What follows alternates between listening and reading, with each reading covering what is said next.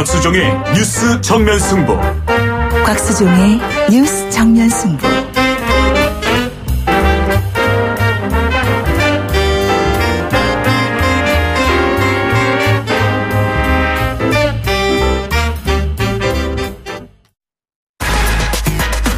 시원한 독살. 곽수종의 한방. 곽 박사님. 주파수 94.5 YTN 뉴스 FM 곽수종의 뉴스 정면 승부 3부 시작합니다. 중국이 경제 제재 조치를 풀까요? 미국은 트럼프 대통령의 탄핵 여론이 48%나 되는 것 같습니다. 프랑스 마크롱 대통령과 독일 메르켈 총리는 굳게 손을 잡고 EU의 미래에 대해 계속 같이 갈 것을 굳게 맹세하고 있습니다. 덕분에 메르켈 총리의 재선 문제도 없을 것 같습니다. 영국의 브렉시트는 어떻게 될까요? EU가 똘똘 뭉치면 영국으로서 참 난감하겠습니다. 일본 아베 총리는 북핵 사태를 놓고 미중 간 줄당기기 하는 모습을 보면서 최대한의 이익을 얻어내려고 하겠죠. 헌법도 이미 바꾸어서 전쟁도 개입할 수 있게 해두었습니다.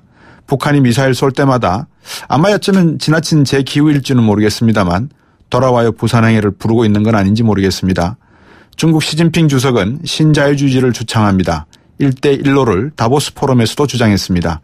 하지만 이미 신자유주의는 저물고 있습니다. 집 밖의 얘기만 해도 이렇게 어지럽고 복잡합니다. 머리가 아프죠. 우리 경제는 1997년 아시아 외환위기 이후 잃어버린 20년을 지나고 있습니다. 저성장 국면으로 더 들어가겠죠.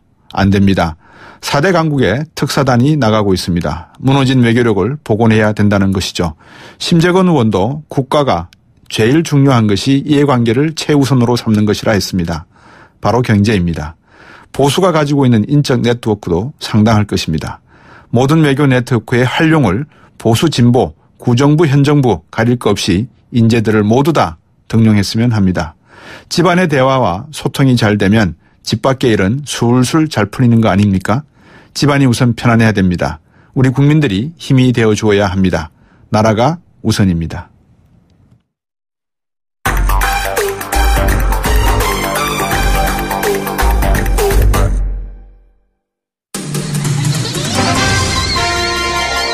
정면 스포츠.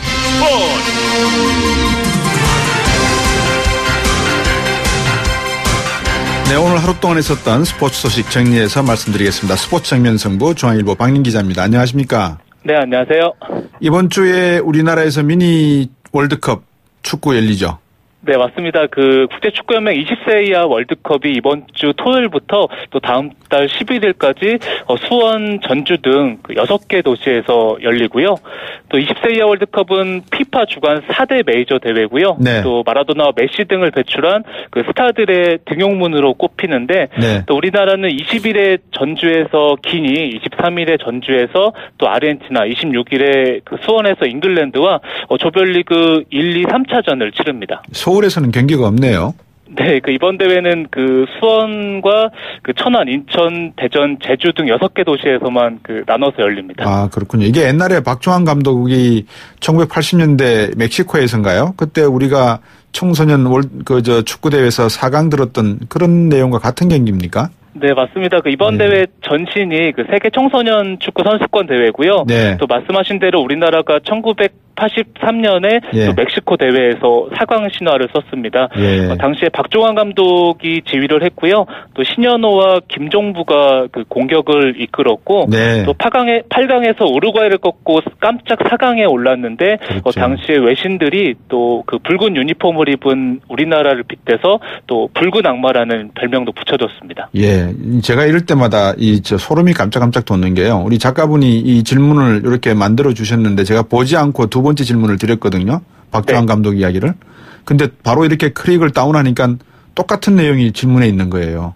이럴 때마다 제가 참 그 당시 열기가 참 대단했습니다. 저도 새벽에 잠 안 자고 축구 경기를 본 적이 있거든요. 기억이 납니다. 대학교 2학년 때인가 아마 그랬을 겁니다. 네, 사실 저는 1983년생이라서 당시 기억을 못해서 최근에 신현호와 김종부 감독과 전화 통화를 했는데요. 또 기억하신 대로 그 당시에 또 굉장히 국민들의 관심이 집중됐고, 그럼요. 네, 귀국해서는 또 국민적인 영웅 대우를 받았다고 합니다. 또 김포공항부터 카퍼레이드를 했고요. 또 청와대 초청도 받았고, 또 대기업 감독들이 앞다퉈서 선물로 컬러 TV도 줬다고 합니다. 그 당시에 이 전두환 정권 시절이었기 때문에 뭔가 국민들에게 좀 이렇게 할 내용이 없었던 차에 박종환 감독이 세계 청소년 축구 4강을 하고 왔으니까요. 얼마나 좋은 그 뭐랄까요, 언론에 내기에 좋은 내용이었을까요? 네, 저는 좀 안타까웠던 게 김종부 감독이 조금 선수 생활을 일찍 끝낸 게 좀 안타깝습니다. 네, 맞습니다.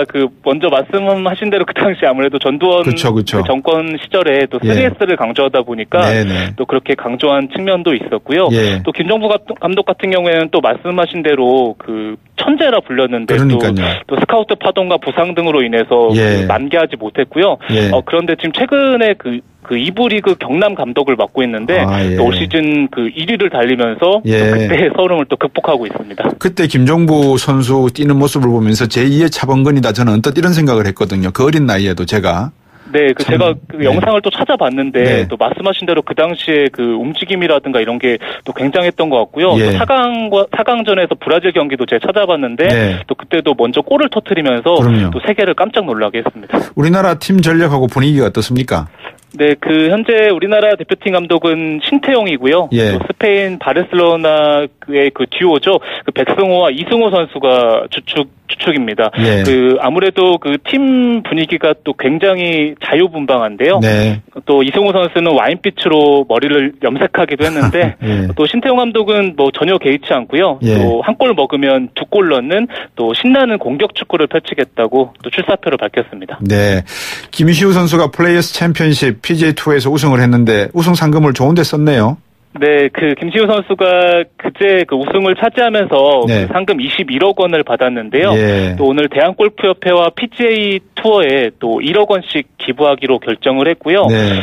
정작 그 김시우 선수가 대회를 마치고 또 애틀란타로 향하는 비행기에서는 또 이코노미석을 이용한 게 그 미국인을 통해서 알려지면서 또 골프계에서는 화제가 되기도 했습니다. 그렇군요. 언제 우리 박민 기자 얼굴 한번 보고 제가 이야기를 좀 나눴으면 해요. 티켓도 좀 얻고 해서 좋은 일이 좀 생길 것 같은데. 언제 한번 스튜디오에 오십시오. 네, 20세 대회가 끝내면 꼭 한번 찾아뵙도록 하겠습니다. 예. 지금까지 중앙일보 박민 기자였습니다. 네, 감사합니다. 곽수종의 뉴스 정면 승부. 방송 들으시고 의견 있으신 분들은 지금 바로 샵 0945, 샵 0945. 짧은 문자 50원, 긴 문자 100원이 부과되는 휴대전화 문자 메시지를 보내주세요. 오늘 들으신 방송은 YTN 라디오 홈페이지와 곽수종의 뉴스 정면 승부 팟캐스트를 통해 다시 확인할 수 있습니다.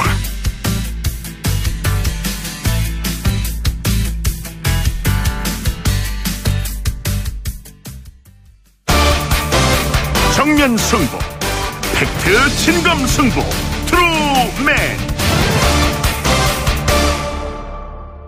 네, 오늘부터 매주 수요일 팩트체크 순서를 진행하기로 했습니다.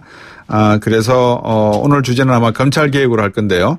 여러분께서 그동안 대선 기간 동안에 팩트체크 시간에 수고해 주셨던 두 분 계속해서 제가 부탁을 드려서 팩트체크 시간 계속 갖도록 하겠습니다.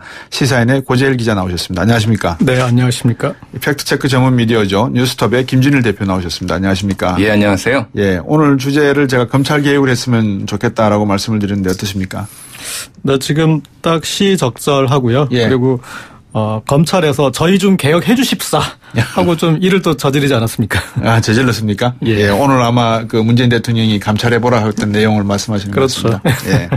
근데 방송 시작하기 전에 제가 우리 고재일 기자 헤어스타일을 놓고 문재인 대통령 스타일이다 이러니까 조국 스타일로 해달라 그랬다고요? 아니.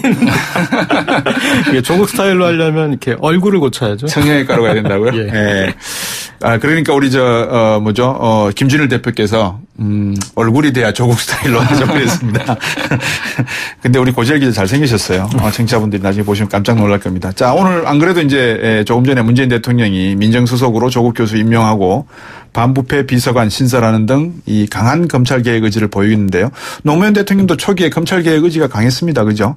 네, 그렇죠. 예. 한번 비교를 해 주셔서 조금 설명을 해 드릴까요? 청취자분들에게? 예, 노무현 대통령도 어느 때보다 이제 사실 이제 검찰 개혁 얘기가 나온 것은 이제 김대중 전 대통령 후보가 이제 97년에 이제 공수처 뒤에 이제 뭐 얘기가 나올 텐데 공수처 이제 어떤 설립 공약도 있었고요. 그렇죠. 그래서 이제 검찰 개혁은 굉장히 20년도 넘은 이제 그런 개혁 과제였고 숙제였죠. 근데 이제 각 정권마다 검찰 개혁을 하려고 하면은 국회에 이제 많은 그 검찰 출신 국회의원들이 있지 않습니까? 그런 분들이 이제 법사위나 이런 데 포진해 있으면서 로비스트가 되는군요. 네, 로비스트가 되고 끝까지 이제 반대를 하고 어떤 기소독점주의 이런 거를 깨려고 했을 때 공수처도 이제 설치를 반대를 하고 그랬거든요. 그래서 노무현 정권 때도 이제 노무현 정부가 2004년에 이제 공수처 이제 신선 법안을 냈지만은 결국은 이제 통과가 안 됐습니다. 그 노무현 정부의 이제 검찰 개혁과 관련해서는 문재인 대통령이 노무현 정부에서 가장 아쉬운 일로 꼽는 게 바로 검찰 개혁입니다. 당시에 이제 어떤 절반의 개혁으로 그쳤는데 검찰의 정치적 중립화는 성공을 했다. 그렇지만 검찰 권력의 어떤 그 분산에 있어서는 실패했다. 그러니까 근데 정치적 중립화의 주체는 정권이지 않습니까? 대통령이 마음먹으면 할 수 있는 일이고 검찰 자체가 할 수 있는 일은 그런 이제 검찰 권력의 분산과 견제 시스템을 만드는 건데 이거에 대해서 이제 소홀했다. 그래서 지금은 이제 그때와 비교하면 상당히 무르익은 측면이 있는 것 같아요. 여러 가지로. 이를테면은 검찰 출신 국회의원 중에 재밌는 게 당시 좀 이렇게 반대하고 그런 사람들은 정치적 명운이 그렇게 좋지 않았어요. 그런데 지금 이제 검찰 출신으로 국회에 계신 분들은 오히려 더 적극적으로 검찰 개혁 의지가 있는 분들이고 당시는 이제 국민들의 검찰 개혁에 대한 필요성이나 이런 것들이 무르익지 않았었거든요. 그때는 검찰이 대선 자금 수사를 해서 안대희 중수부장이 뭐 국민 이 검사가 되고 그런 국면이어서 검찰 개혁을 하는데 좀 이렇게 생뚱맞아 보이는 그런 국면이 있었는데 지금은 국민 의식이 검찰 개혁이 필요하다 이런데 동의하고 있는 것 같습니다. 그 제가 오마주 그러면 두 분께서 제의 이신전심으로 무슨 말씀을 드리려고 하는지 알아채시겠습니까? 오마주. 문재인 대통령의 이 취임식 날 입었던 의상, 영부인하고 입었던 의상이 노무현 대통령의 취임식 때 입었던 의상하고 같다는 이야기 있지 않습니까? 같죠.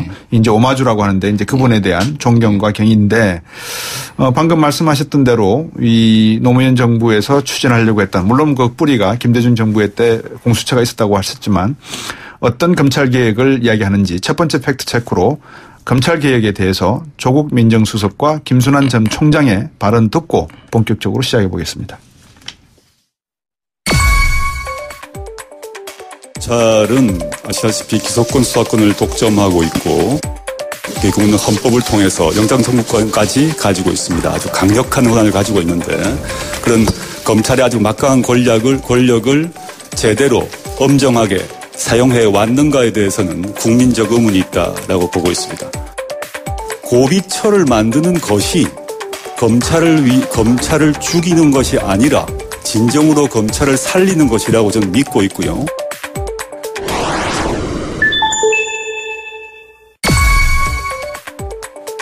검찰권은 절제 있게 행사되어야 합니다.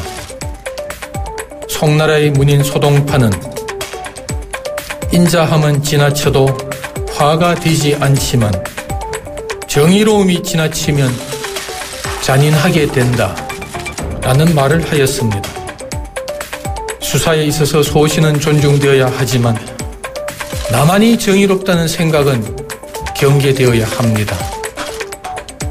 재판의 미덕은 공정에 있고 수사의 미덕은 절제에 있습니다. 네, 청취자 여러분들도 조국 민정수석과 김순환 전 검찰총장의 임사를 들으셨을 겁니다. 여러분들이 생각하는 검찰개혁에 대해서 문자 보내주시고 의견 개진해 주시면 제가 방송을 통해서 읽어드리도록 하겠습니다. 자, 방금 두 분의 이렇게 날도 친 취임사 서로 뭐 알고 한 건 아니겠지만 어떤 방향에 칼이 들어오고 어떤 방향으로 방패를 써야 되겠다는 내용은 충분히 짐작을 하고 서로가 이야기한 것 같습니다. 임사도 그렇고 개혁의 내용이 그렇고 우회적으로 비판한 걸로 봐야 되겠죠. 일단 검찰개혁에 대한 조국 민정수석의 발언을 김순환 전 총장이 그죠? 저는 그 김순환 전 총장의 발언을 한마디로 줄이면 이건 것 같습니다. 나 좀 봐주세요. 이거밖에 안 되는 말인 것 같고요. 김순환 전 총장은 인자하셨는데 예. 우병우 전 수석에게만 지나치게 인자하셨고 예. 그리고 정의가 지나치면 문제라고 하셨는데 예. 정의를 이렇게 슬쩍 지나치셨어요. 네. 지나가 버렸어. 정의를 구현하지 않으시고. 네. 그래서 이제 본인에 대한 어떤 이거는 겁먹은 이임사인데 네. 그것은 왜냐하면 조국 지금 민정수석이 정윤회 문건을 다시 재조사하겠다고 했지 않습니까? 네. 그 정윤회 문건의 당사자, 당시 우병우 전 수석의 카운터 파트너인 서울중앙지검장이었던 사람이 바로 김수남 전 총장입니다. 그래서 아주 이 직권으로 걸려 있고요. 그래서 이제 이런 것 때문에 이런 그 소동파도 인용하고 그랬지만 아주 겁을 먹은 것 같습니다. 네, 우리 뭐라 그럴까요? 소동파의 시를 운영한 것이 겁을 먹은 내용의 우회적인 표현이다라고 하셨는데 김진일 대표가 보시기에는 어떻습니까? 예, 일단 뭐 고재열 기자가 잘 지적을 했고요. 예. 일단은 지금 앞으로 이제 검찰 개혁이 거의 이제 개혁 과제 중에 1호로 꼽힐 만큼 이제 뭐 이미 기한까지 정해냈고 내년 지방선거 전에 끝내겠다라는 이제 그런 그 시한까지 정해놨을 만큼 이제 급박하게 돌아갈 상황인데요. 김순환 검찰총장 입장에서는 남아있어봤자 어차피 수사 대상에 오를 가능성이 모양새가 안 좋으니까 사표를 낸 것은 당연하고요. 네. 지금 이제 우병우 이제 핵심적인 게 이제 정윤회 문건 재조사. 네. 그러면 이게 당시 민정비서관에서 민정수석까지 된 이제 우병우를 수사할 수밖에 없고 그러면 우병우 라인들인데 이제 뭐 그 술판을 최근에 벌였던 그 뭐 검찰국장이라든지 이런 분들이 다 엮여 있거든요. 그래서 지금 우병우 라인들이 지금 긴장할 수밖에 없는 상황입니다. 예. 이제 저희들이 뭐 저도 방송을 하면서 조금 경계하는 것 중에 하나가 지나치게 우리가 하나의 사건을 가지고 그러니까 이벤트 이거를 가지고 한쪽으로 이렇게 쏠아서 간다는 걸 좀 경계해야 된다는 점이 있거든요. 그러니까 이제 조금 양쪽의 입장을 충분히 이해를 하는 가운데 이해라는 표현도 좀 이상합니다만 하여튼 뭐 중립적 입장, 중립도 잘못하면 또 안 돼요. 참 요즘 복잡해요 진짜 이 방송을 하다 보면. 어쨌든. 그래서 그런 내용을 한번 여쭤봐야 되겠습니다. 시간이 한 1분 정도 남았는데 아까 앞에서 우리 고재열 기자가 말씀하신 안태근 법무부 검찰국장하고 국정농단 사태 수사했던 간부들 사이에 술자리가 있었던 아까 이제 술판이라고 표현하셨지만 술자리에서 금일봉 주고받은 거 있지 않습니까? 네. 이게 4월 21일 서초동 복집 사건인데 옛날에 또 다른 복집 사건도 있었어요. 초원복집. 초원복집. 왜 이런 이 복집 사건들이 많이 일어납니까?